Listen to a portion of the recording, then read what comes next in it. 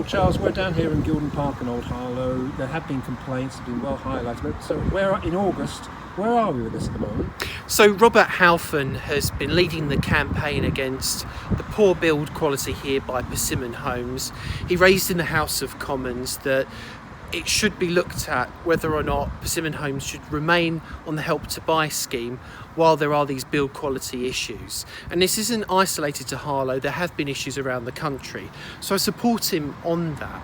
Of course, I've taken a strict approach when it comes to the Gilden Park estate. I oppose the planning application to increase the development density here by 144 homes as part of the 1,100 planning envelope that they had here.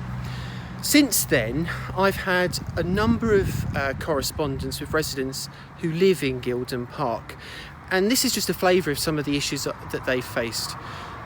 Broken windows, electricity boxes installed outside the frontages of people's properties, poor building quality across some of their homes. One lady had a snag list for 7 months that she raised with Persimmon Homes 15 times. In one week, she showed around Persimmon Homes 8 times when she was significantly pregnant, and nothing was getting done.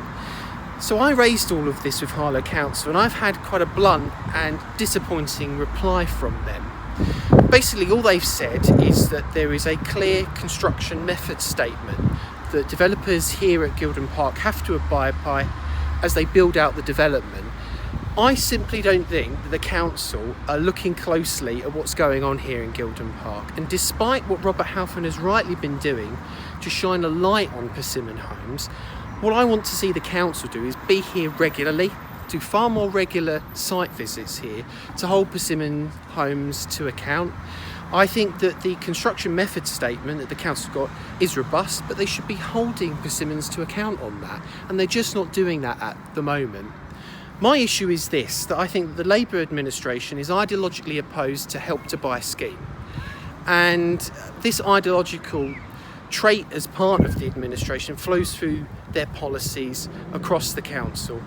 I think that Labour in this town have a tin ear when it comes to home ownership in this town, and they should get on and support the people here in Gilden Park. I want to see more action from them. I want to see the council being more robust with developers. We're just simply not seeing that.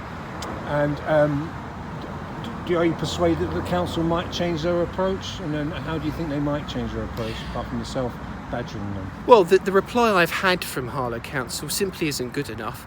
I think that actually the managing director of the council will need to take greater oversight with the planning team over developments like here at Gilden Park. And I want to see the political leadership get off the fence, get their chip off their shoulder around ideological tensions of Help to Buy, because home ownership in this town is important. People dream of owning their own home, and Labour politicians in this town need to get behind them. They're just not doing that, but Robert Halfon and I will get on with that job.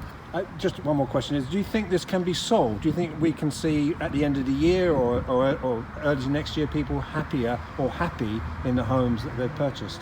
Well, to be balanced for just a moment, I think it was right of Persimmon Homes to say that they would pay the bills, the mortgages of residents here on the Gilden Park estate.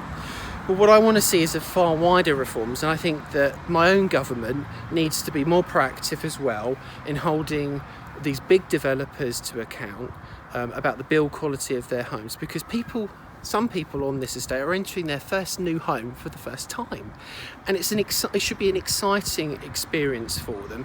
Instead, they're having long lists of snags that they're having to try and address, and frankly, the staff on the site here haven't been good enough at responding to residents' concerns.